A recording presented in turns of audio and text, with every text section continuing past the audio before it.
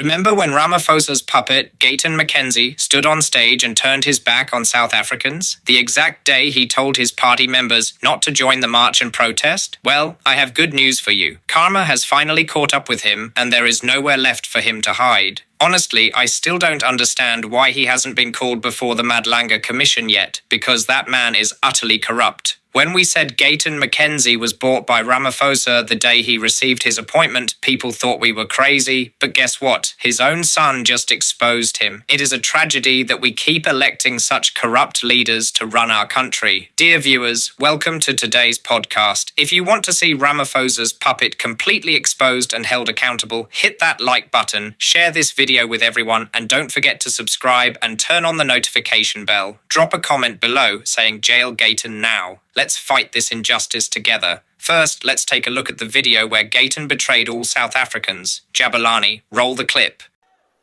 Many people are claiming now the changes that government is doing is because last week they started to march.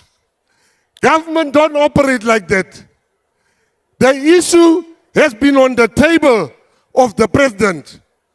We hear law enforcement must handle this matter. To the young people, don't let them use you.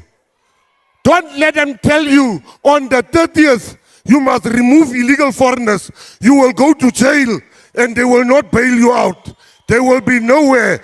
The cops are the only people that must remove illegal foreigners. Don't use our children for your political agendas. Illegal foreigners must go, but not violently. We are not a violent country. And you must never move young people to do crime because you don't know jail. I'm speaking as a person that spent my whole youth in jail. I'm not going to sit in South Africa and hear young people are being given instructions on the 30th to hurt illegal foreigners. That one, it shall never happen for as long as I'm alive. The day he made that statement, the entire country went silent. Everyone felt betrayed because this was the exact same man who had stood so firm against illegal immigration in South Africa. It was an absolute shocker. We still cannot understand his sudden, complete turnaround the moment he joined Ramaphosa's cabinet. If you were just as shocked as we were, sit tight because I am about to show you the video where he gets completely exposed. Your search for the truth ends right here. Do us a quick favor, hit that like button, drop a comment below, and subscribe if you haven't already. Jabulani, roll the clip. Of the Sports, Arts and Culture Portfolio Committee meetings in the past few months, and watch as board members of many entities within the department get asked about what their political affiliations are. It's shocking that many of them seem to come from the same place and not how they were directly called up into these places. So I think when we look at that, we must ask ourselves what type of country, what type of municipality, what type of province do we want to be building? Do you want to build one where a leader can decide, no matter what the law, doesn't matter what the law is saying, where a leader can decide, hey, I know you, yeah, you can come into this position. But that's not fair. That's not going to build a country. In fact, it is Zuma politics dressed up in 2026 fashion. It is the same thing that destroyed this country under Jacob Zuma. It is the same thing that hurt you and I. It is the same thing that we are still fighting to this day in South Africa, is the era of Jacob Zuma. And this is Jacob Zuma in a smaller theater. But we have to ask ourselves, is that theater where it stops, or does that theater then enter into the municipalities? Do you want Zuma back in your municipality in new clothes? That is the question that you have to be asking yourself. I want to end the video by saying this. I trusted the Patriotic Alliance. I trusted Gayton. I believed everything. But I'm only human. And much like many other South Africans, where the PA has went in municipalities and in wards, in those same municipalities and in wards, the PA also exits in the next election. It's not why. It is because, much like myself, many South Africans experience that what is told, what is said, what is intended is not always what is experienced and what is felt. My urge is, let's look towards the future. Let's see what country we can build together. When we all hold hands despite our differences and we come together in that diversity. I'm excited for what lies ahead. Very, very excited to go to all of these different places and to do what it is that I really, really love doing. And that is changing the lives of ordinary South Africans like myself. And I'll see you soon. Awe. Liam Jacobs is making it absolutely clear. Inside Gayton McKenzie's ministry, employment isn't based on capacity or merit. It's strictly about party affiliation and having the right connections. Remember when his criminal links to the Big Five cartel were exposed? Remember when his ties to Katiso Molefe came to light? He denied everything, standard procedure, the exact same way Julius Malema denies every single allegation thrown at him. Even as his name keeps coming up in the Madlanga commission, these guys are acting like criminals. And they need a full, proper investigation. And the drama doesn't stop there. Right after a very peaceful protest, the ANC's Fikile Mbalula decided it was time to launch another attack on Jacinta. He stood on stage and said some incredibly vile things about her. But you need to see this for yourself. Jabulani, roll the clip. Bibi, members of the media, thank you very much for honoring us by attending this media briefing, enabling us as a party to communicate our views, our decisions, and also our positions in the public discourse, in the narratives that have been built. As much as we will be talking about other issues, but in the main, we will focus on the 30th of June. Good afternoon to you all. And through you, the people of South Africa, the 30th of June has come and gone. As the dust settles, we wish to speak plainly to the nation, to reflect honestly on what we have just lived through, and to place on record 2 decades before the public. Let us begin with gratitude. On the 30th of June, the country stood firm. They called for a shutdown. South Africa did not shut down. Our children went to school. Our workers went to work. Our buses, our taxis, and our trains ran. Our clinics and our shops stayed open.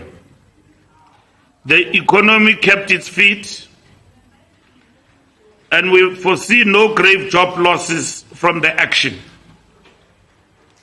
For this, we thank the overwhelming majority of South Africans who refused to be conscripted into anarchy.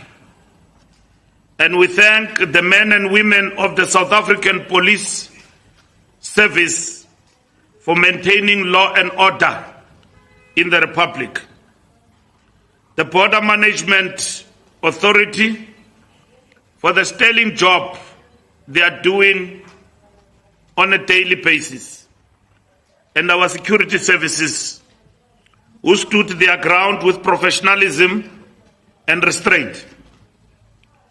Where there was violence, intimidation and looting, because there was, the law took its course.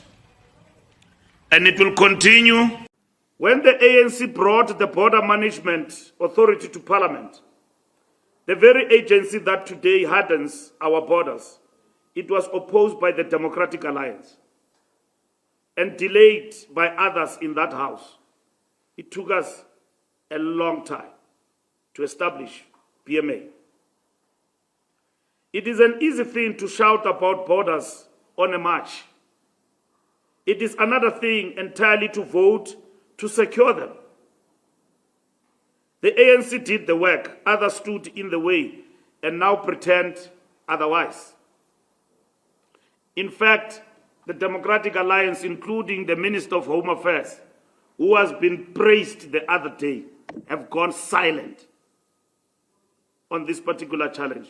I've never seen him. The DA is very fast to claim victories. They met with Jacinta and his group in secret. They've never raised their voice. Where people were being attacked right in the city of Cape Town. I never saw even the mayor of the DA in the forefront. And we are not standing still. There is now a bill before Parliament that will make the first safety country the proper jurisdiction in which to seek asylum, so that a person fleeing genuine persecution claims protection at the first safe border they reach, and not after crossing a dozen peaceful countries to arrive at ours. Let us be plain about what this is and what it is not. It is not a closing of our doors. Non-refoulement remains, and the genuinely persecuted will always find refuge in South Africa. It is the closing of a loophole, the abuse of our asylum system by those who are not refugees at all. Somebody can preach here and say that I'm being chased from my country for political reasons, I'm persecuted. This bill seeks to deal with those gaps. It brings us into line with the settled practice of nations the world over. And it answers in law the very grievance that the mob answers with petrol bomb. That is the difference between the ANC and the demagogues. We bring reform, not riot. Never tell you, time and again. When this government has moved to enforce immigration law, it has been dragged to court. That answers the question. You are not doing anything and all of that. You are not acting to deal with illegal immigrants. Not to make it deport, but to stop it. When the government moved to end the Zimbabwe exemption permit dispensation, the Helen Suzman Foundation took the Minister of Home Affairs to court, Comrade Mutwaledi. And in June 2023, it happened here in South Africa. The High Court in Pretoria set that decision aside as unlawful, shielding some 178,000 Zimbabwean permit holders from removal. A ruling the government then lost on appeal. The Scalabrini Center, Lawyers for Human Rights, and others have over many years repeatedly and successfully approached our courts to constrain removals and to protect the rights of migrants and asylum seekers. This is the truth the slogan hides. The ANC government has often been doing so much on immigration that the courts themselves have had to rein it in. You cannot, in the same breath, sue the government for deporting and then accuse it of doing nothing. Let the record be specific. The courts ordered us to reopen the Cape Town Refugee Reception Office in Ruta, in Abore. They barred the removal of those who wish to seek asylum. In Lawyers for Human Rights, the Constitutional Court struck down parts of our own detention regime. Time and again, the break on enforcement came not from a want of will on the part of this government, but from the bench.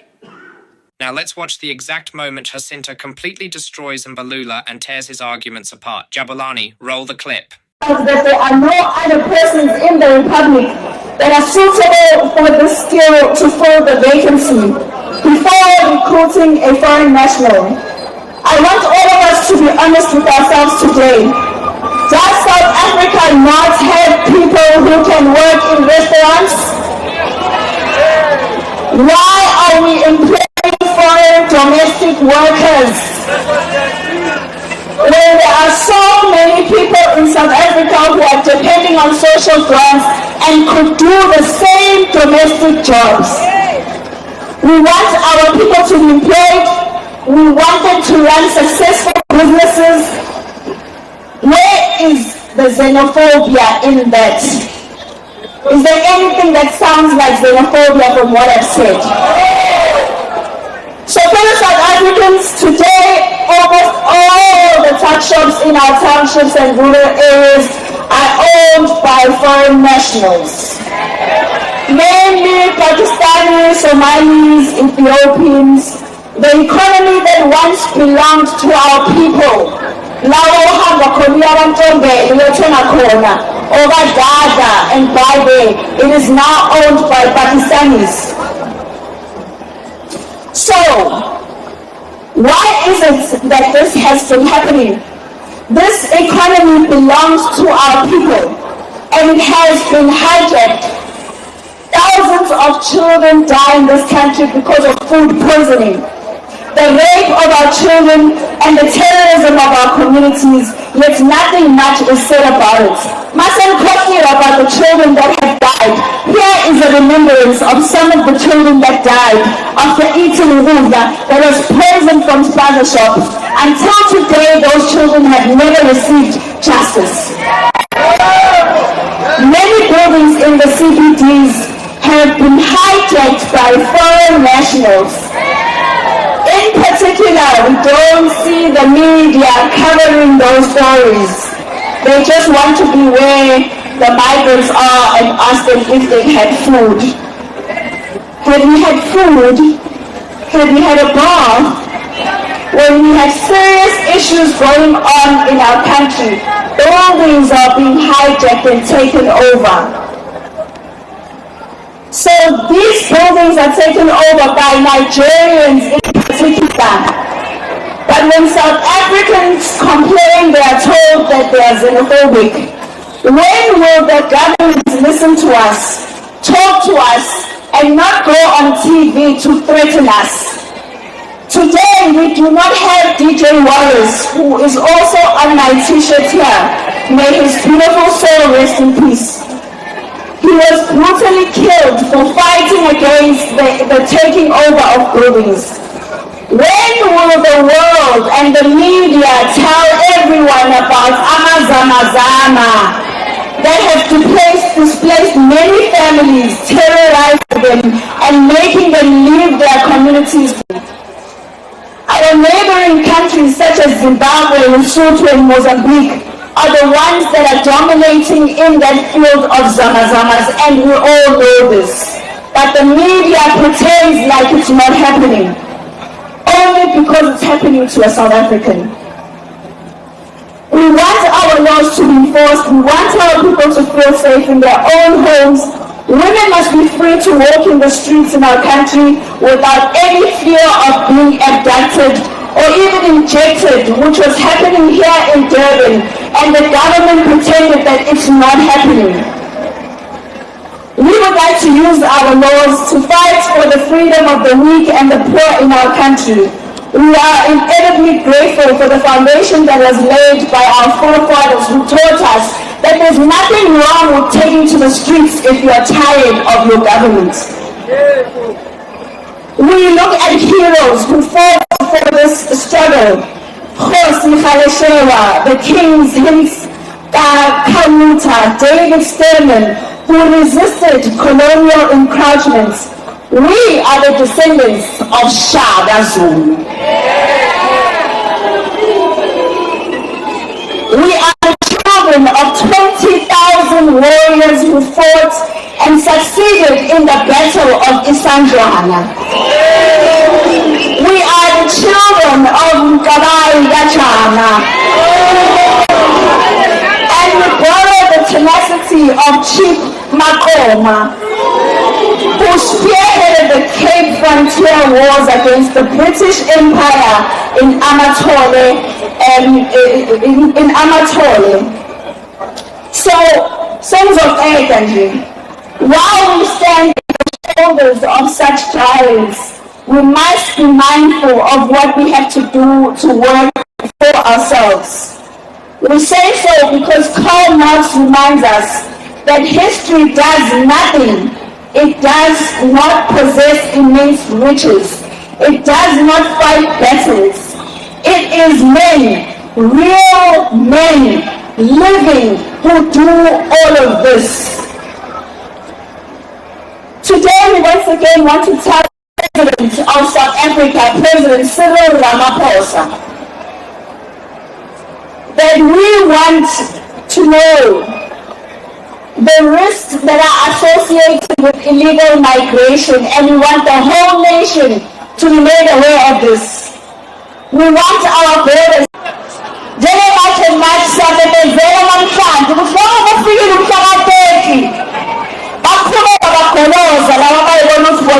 untouchable. And you start the other one. So 6 months. It's already in the right. That's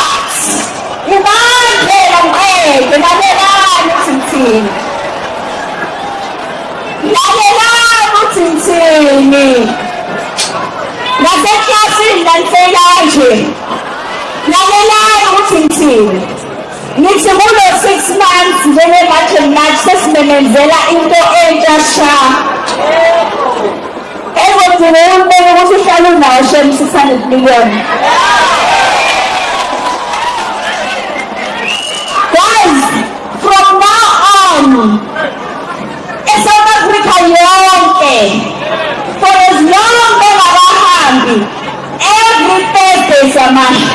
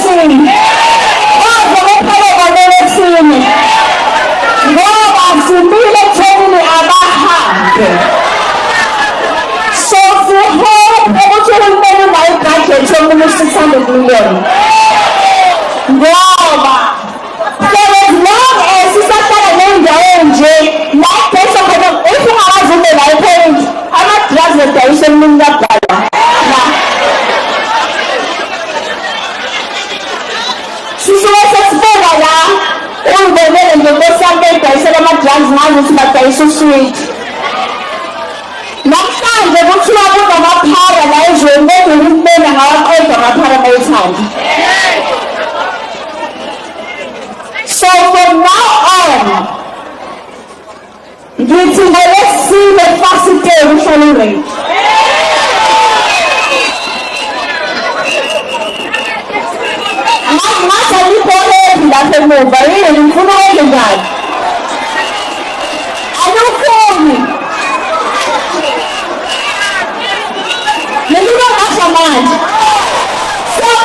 Imagine.